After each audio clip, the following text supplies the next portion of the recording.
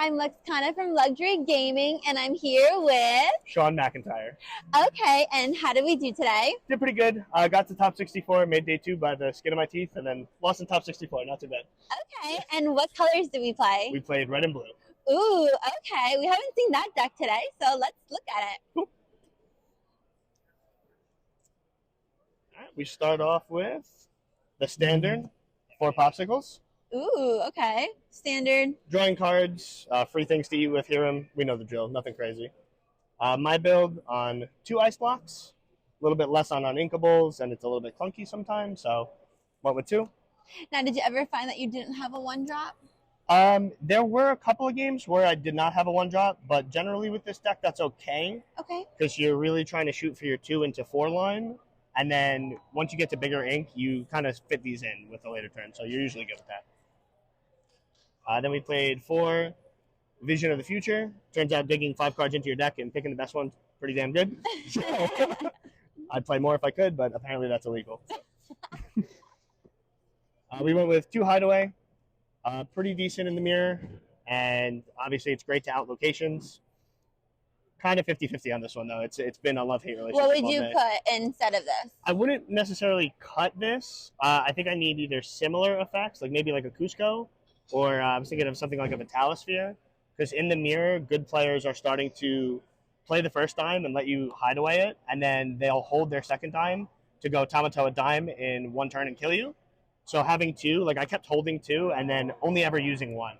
So one of the play lines I actually found in testing with you guys actually over the weekend was you hide away their Great Stone Dragon, because again they're usually not gonna give you both dimes, and you cut them off of having infinite ink while you Great Stone Dragon, and you get more ink, and you get to do the dime Tamatella first. So that was like the one line I found to like not hate 2. Okay. Then we play 2 1-jumps. Why only 2? I did try 3, and I tried it with cutting the quill, and in testing I kept drawing it late game, and you never ever want to see it late. So as much as I want to see this either turn 2 or right after the Tipo play, I never want to see this when I'm on like 12 ink. It's just a dead draw, and it's uninkable. Are you trying to mulligan for this then? I'm usually trying to mulligan for Tipo, Okay. and if I don't hit the Tipo, I want this. If I see this in my opener, I'll keep it, like because I definitely want one of these. So if I have both, you keep both because you do the whole sing line. But if not, you just look for it early and then you get it late and you're sad. But it's okay. You get it late and you're sad. Better 1-jump, Tipo. Usually the card from your hand does not matter unless you're either in very like green steel matchups where they're discarding your hand. Yeah. Very specific lines. Sometimes you still do it, but this card is fantastic. I love him. Any quests? This doesn't. Any thinkable, and this is it. So yeah, this is the better 1-jump. I am not playing human Cesu, so I am on 4 brawls. Now, why no human Cesu? So the ice block issue is why I kind of went with less Cesus. I was playing 2, and unless you have an ice block to go with them, they really don't hit much outside of like the Amber Steel matchup, which is a favorable matchup anyway. And I like that this is inkable. I like that this with an ice block kills a Diablo in a Cove, which human Cesu can't. And most lists, to make room for the Cesu, you cut 1. So if I'm cutting a better brawl to play a worse brawl, it just didn't make sense for me at the end of the day. And it lets me play more inkables. And I also found through a bunch of testing that going 3-drop Cesu into shift big Cesu is like virtually the same as doing this into this and being on 6 ink and then quilling and playing big Cesu. It's almost the same thing. Okay. So like sometimes you're like a turn slower, but you could scar, you could B-prep, you could whatever if you're quilling against the aggro matchups anyway. And the Cesu thing was just a dream. It never happened. So I like this a lot better. Then we play only 3 quills. Might actually cut this down to 2-ish. Its place in the meta is getting a lot less useful. Yeah, it's very slow into like the mirror because like you don't want to get rid of your threats in the mirror. So there's not really a lot of cards you're inking in addition to your standard ink per turn.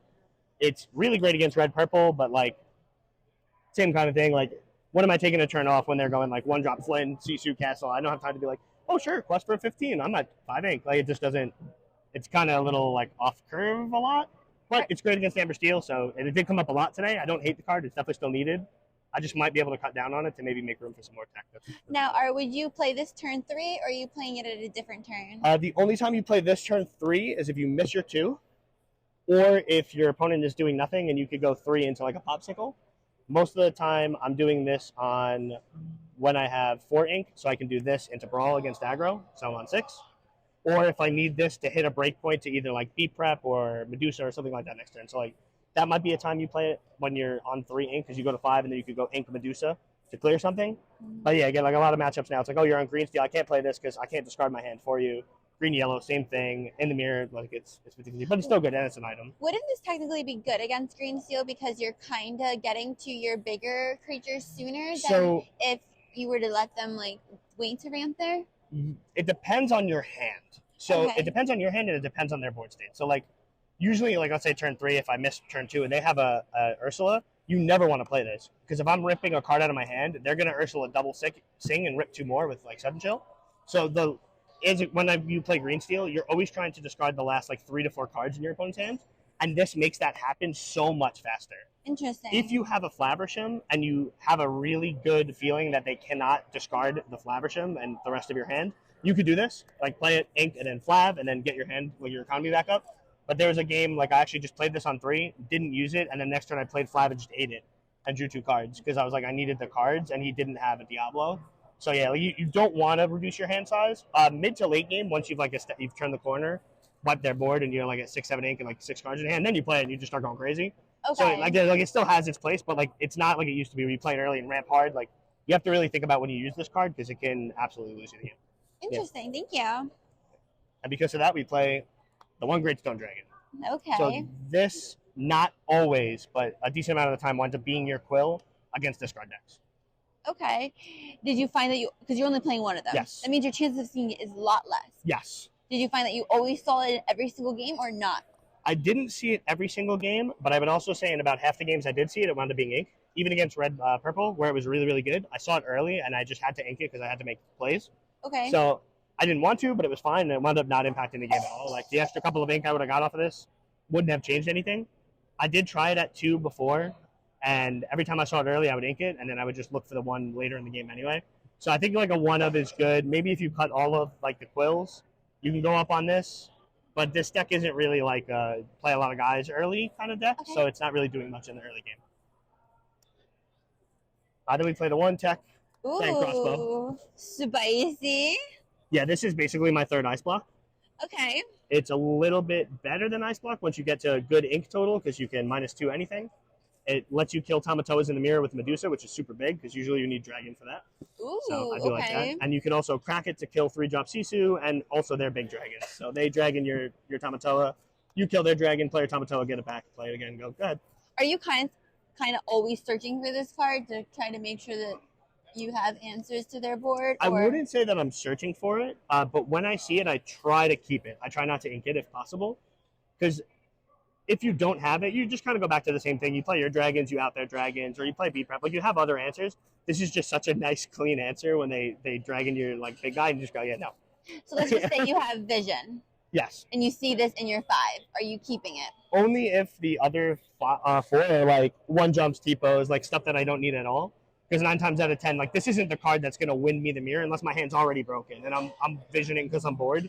I'm usually playing visions to like hit a dime, hit a flap to draw cards, hit like a Tamatoa to like try to close the game or like find a big dragon. Because like, even though this is cute and I can kill a dragon, unless they're going to kill me that turn and this saves me, I'd rather just play the 7/5 that quests for 2 than be like, oh, I go 1 for 1 with your free card. Like the dragon's still free advantage and this isn't. Got it. Yeah. Then we are on 4 grandmas. Ooh, okay. Back to the old ways. She's just solid. Good 4-drop. She's good if you don't have an item. She's your other 4. Too. Yeah, she's really solid. She doesn't get killed by like brawls and human Cesus and that kind of stuff. She turns off Flynn when you're going first, which is great. And she sings the best card in the deck, which is this one. Perfect. Best song in the deck, I should say. Is How Far I'll Go. I almost want to play 4 of this. That's what I was going to ask. Yeah. Play 4 Grand Matala. Why not 4 How Far I'll Go? Just because of room. Like, I was really, really considering going to 4 of this. I just don't know what I would cut for it. 3 felt really good all weekend. Like, sometimes I would have 2, and it almost felt like too much, but I was never mad, like, because drawing and inking is really, really, really good. The card says draw 2, ink 1. It's just insane. Like, you got to play this card. Like, don't cut it. Like, don't go to 2. Let's just play 3. 3 is the minimum. Minimum. Like, yeah, minimum 3, I think is correct. I'm, like, really pretty sold on that. And then we play this card. I think this is good. I don't know. I'm not sure. No, maybe not. Maybe not. It might be cuttable, just drawing free cards, make your opponent feel bad. And this is Disney. We want our opponent to feel good. So now let's just say you have a Hiram and a Grand Matala in your hand. What are you playing? If I have the popsicle and I'm not against red, especially if I'm not against red, Flowerstorm comes down. They usually can't remove it. He's drawing you more cards. Great card.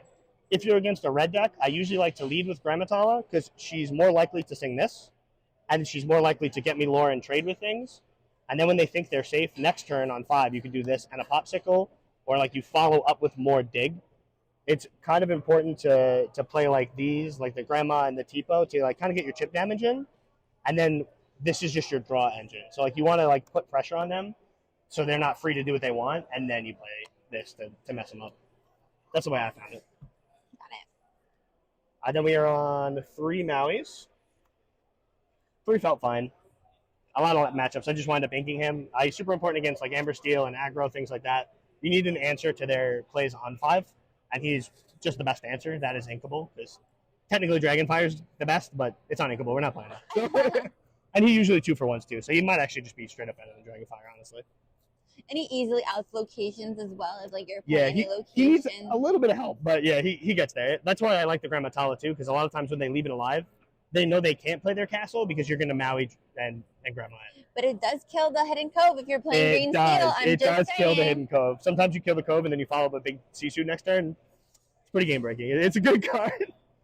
Okay. Then we're on 3 Medusa. Okay. Really strong. I think 3 was good. I like almost want 4 just because sometimes I stuck Diablo and I couldn't out it, but that's more variance than not playing the right ratios, I feel like. Mm-hmm. So I think this was all right. I liked it. Okay. We are only on 2B preps. Only 2? Yes, which is pretty standard, I feel like now. But did you miss the 3rd? Honestly, not really. Even some games I wound up inking this, like against, even like red purple, I wound up inking it once because I just didn't need it. Like a couple of matchups over the weekend, I wound up inking it. I felt that it was really important in the mirror because we got fat dudes, and this is the only way to kill fat dudes a lot of the time. Mm-hmm. But I do play a 1-of as my 3rd B prep, so I didn't really miss it too much. Okay. Let's see. So yeah, the card is, instead of the 3rd B prep, is Scar. Ooh, okay. This card is insane. Did it do a lot of work this weekend? It did amazing this weekend. This cleared so many matches for me. MVP the Scar. Yeah, this is MVP for sure. Like I actually played 3 of him in Vegas, which was a little too much, but the deck list was completely different. He did so much work. Like against Amber Steel, they play Pete, they think they're safe.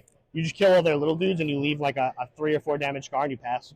And then I played against Green Steel. They had like a Prince John and Ursula and a Cove, and they were like, oh, quest for 3 pass. I was like, cool, kill that, kill your Cove, go. He just outs like the location and their guys, and like now they also have to answer him because he quests for 2.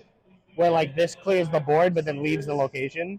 Yeah. He puts so much pressure. And like him with Maui's great too, because you can like clear a board, put 6 on a castle, then they out this, so you just play the Maui and finish it off. Would you consider playing 2? I would actually. I was on 2 before and I went down to 1. If I could find the room, I might play more of him because he just sometimes he's clutch. Even in the mirror match once, I ice blocked a big Cesu dragon, killed the big Cesu, readied him, and then took out a big Maleficent and just 2-for-1 them. Like.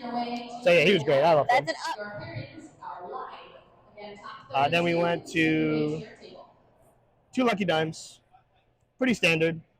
There might be an argument to cut down to 1 and just do the Dime Tomato in 1 turn, but usually you get some chip damage in with the first one before they hide away. So I like to. I was never like upset that I had 2 in my deck.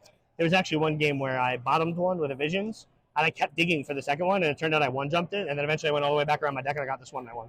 I was like, where is it? And I like drew 3 more cards. I'm like, there it is. And I went for game. Yeah. So but yeah, of course, you got to play this.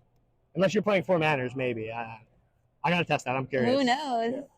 Then we're on 3 big Cesu, because we're only on 2 ice blocks. Okay. Which felt fine. I felt great all weekend. I never really wanted more. 3 Lord's great.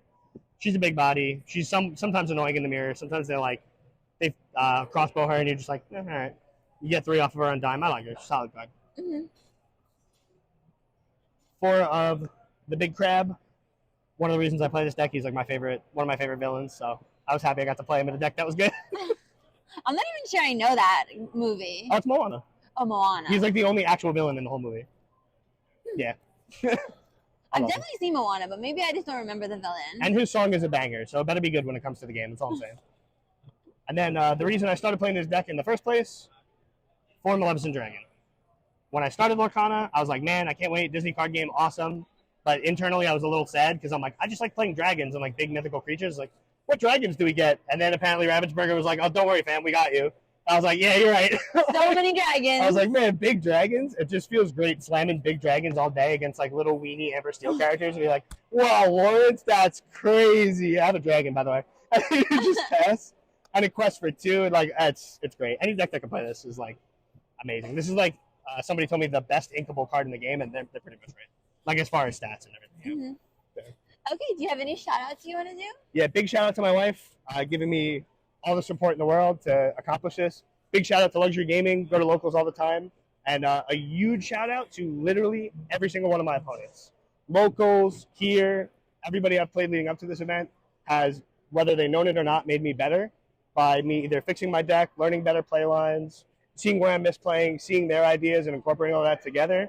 Absolutely fantastic community in this game, and I cannot wait to keep playing more and do even better next time. Okay, thanks for watching, guys.